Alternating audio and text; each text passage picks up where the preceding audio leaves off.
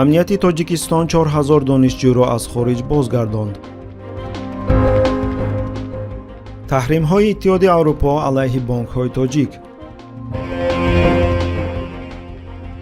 сарони Осиёи Марказӣ ба назди Трамп мераванд. мақомоти Тоҷикистон беш аз 4000 донишҷӯро аз кишварҳои хориҷӣ ба ватан баргардонданд. ба гуфтаи раиси Кумитаи давлати амнияти миллӣ Саймумин Ятимов, ин иқдом бо баҳонаи пешгирӣ аз шомилшавии ҷавонон ба созмонҳои террористӣ сурат гирифтааст. ӯ зимни як ҳамоиш дар Душанбе изҳор дошт, ки ин ҷавонон дар муассисаҳои таълимии хориҷӣ таҳсил мекарданд ва зери таъсири идеологӣ ва таблиғоти гурӯҳҳои ифротӣ ва муассисаҳои динӣ шубҳанок қарор гирифта буданд. бо мақсади пешгирӣ аз ҷалби онҳо ба гурӯҳҳои террористӣ, беш аз 4000 донишҷӯи тоҷик, ки мавриди таъсир ва коркарди ташкилотҳои террористӣ ва муассисаҳои динии хориҷӣ қарор доштанд, ба ватан бозгардонда шуданд, таъкид кард Ятимов.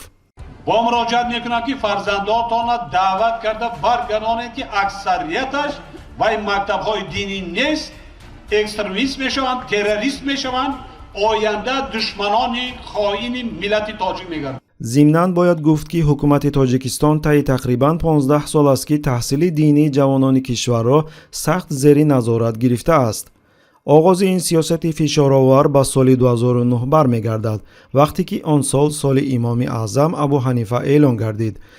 зери шиори ҳифзи мазҳаби ҳанафӣ бар зидди донишҷӯёни муассисаҳои динии хориҷӣ мавҷи таъқибу фишор оғоз ёфт.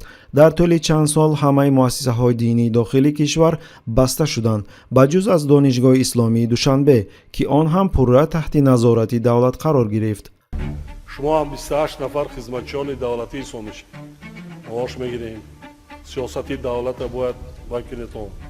баъзан чизҳои дигар ҳам аст, ки Ятимов Саймун Саторич давлату кумитаи дин дар якҷоягӣ ино қати дарси алоҳида маълумот тием.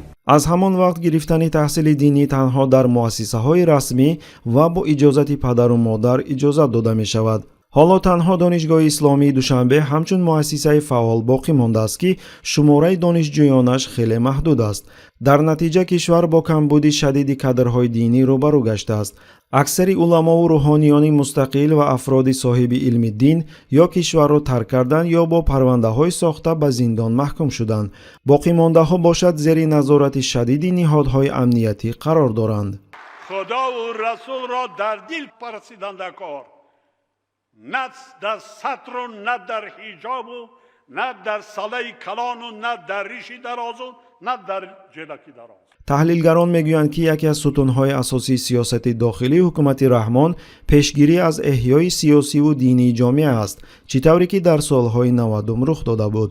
ба назар мерасад, ки ҳатто пас аз рафтани эҳтимолии Раҳмон аз қудрат, ин сиёсат тағйир нахоҳад ёфт, бо таваҷҷӯҳ ба изҳорот ва мавқеи вориси ӯ. ёдовар мешавем, ки моҳи август раиси шаҳри Душанбе ва раиси Маҷлиси Миллӣ Маҷлиси Олии Тоҷикистон Рустами Эмомалӣ зимни мулоқот бо мақомоти ҳифзи ҳуқуқ ва додгоҳи пойтахт аз муаммои таҳсили ғайриқонунии динӣ изҳори нигаронӣ карда гуфта буд. 80% афроде, ки таҳсили ғайриқонунии динӣ гирифтанд, ҷавонони то 30 сола мебошанд.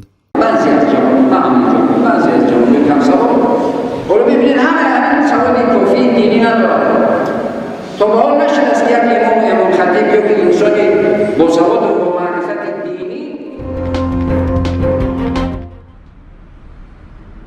иттиҳоди Аврупо дар бораи бастаи 19-уми таҳримҳо алайҳи Русия маҳдудиятҳоеро ба муомилоти молиявӣ бо як қатор бонкҳои Қазоқистон, Қирғизистон ва Тоҷикистон ҷорӣ намуд.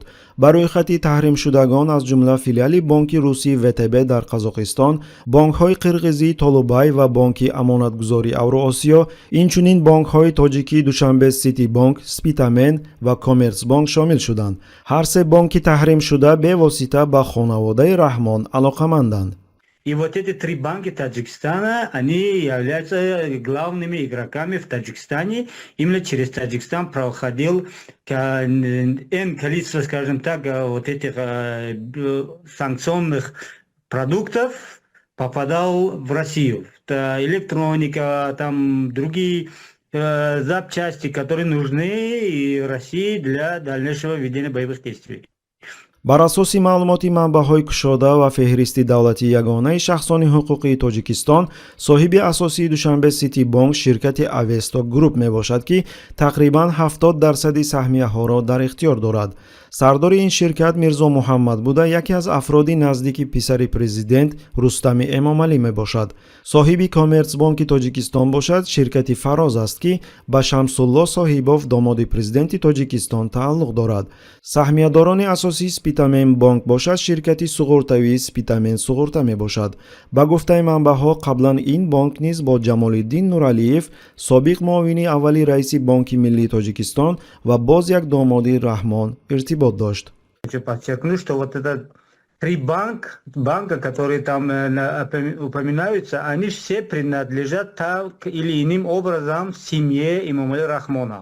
ҷолиби диққат он аст, ки таҳримҳои нав пас аз сафари расмии ахири президенти Русия ба Тоҷикистон эълон шуданд. сафаре, ки дар он Эмомали Раҳмон бо тамоми шукӯҳу намоишкорӣ аз Путин истиқбол гирифт, то муносибати вижаи худро бо Русия ва шахсан бо президент Путин таъкид намояд.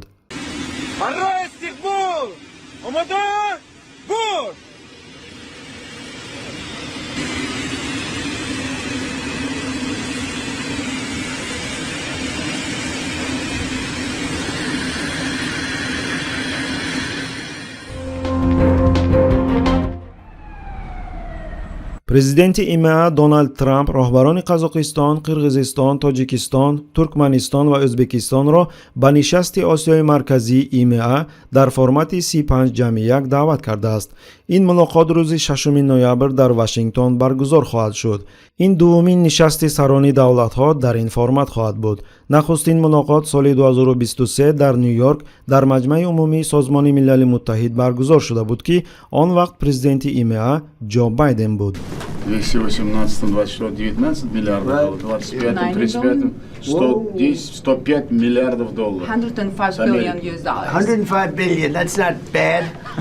That's worth a 5-minute meeting, right? You agree? ба гуфтаи таҳлилгарон, дар пасманзари мулоқотҳои ахири президенти Амрико бо роҳбарони Осиёи Марказӣ дар Маҷмаи умумии Созмони Милали Муттаҳид, фаъолшавии Трамп нисбат ба кишварҳои минтақа пеш аз ҳама бо таваҷҷӯҳи иқтисодӣ ва манфиат ба захираҳои табиӣ ва маъданҳои арзишманд вобаста аст, чизе ки комилан ба шиёри асосии раёсати ӯ, бозгардондани қудрати иқтисодии Амрико мутобиқ меояд.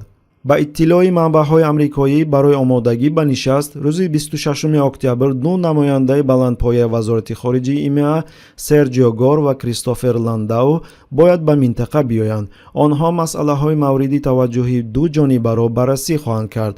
тибқи иттилои расонаҳои амрикоӣ бо истинод ба манбаъҳо дар Вашингтон, ИМА талошҳояшро барои дастрасии васеъ ба захираҳои муҳими маъдании кишварҳои Осиёи Марказӣ ва маҳдуд кардани нуфузи Русия ва Чин дар ин минтақа идома хоҳад дод.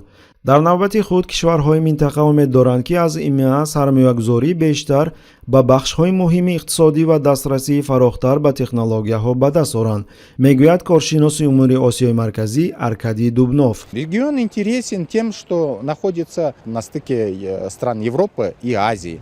И в этом случае вот в плане логистики, транспортной, в плане, так сказать, транспортировки энергоресурсов очень регион выгоден внешним игрокам. дар ҳамин ҳол Русия алайҳи фаъолшавии аз ҳад зиёди Трамп дар Осиёи Марказӣ вокуниши шадид нишон дод. Запад пытается использовать не столько для взаимовыгодного сотрудничества, сколько для отрыва этих стран от Российской Федерации. Вот такие тенденции мы будем всеми имеющимися возможностями, дипломатическими, политическими, экономическими, конечно, пресекать. изҳор дошт вазири корҳои хориҷии Русия Сергей Лавров дар нишасти матбуотии анҷоми конфронси байналмилалии сеюми амнияти Авроосиё дар Минск. нозирон мегӯянд, ки роҳбарони кишварҳои Осиёи Марказӣ дар чунин вазъият хандаовар менамоянд, вақте қудратҳои бузург барои назорати онҳо чун ба сари колонияҳо, ки истиқлол надоранд, рақобат мекунанд. ҷалби таваҷҷуҳи Трамп ҳадафи ҳамаи 5 кишвар шудааст, ҳарчанд дар сатҳҳои гуногун. То имрӯз ягон президенти Амрико ҳанӯз ба Осиёи марказӣ сафар накардааст ва Трамп метавонад аввалин нафаре бошад, ки чунин кунад.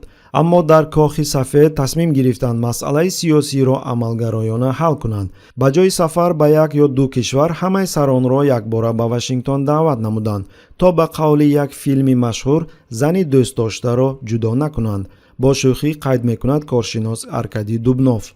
Я поздравляю вас с такой глубокой выступлением сегодня утром на сессии Организации Объединенных Наций. Это было просто феноменальное.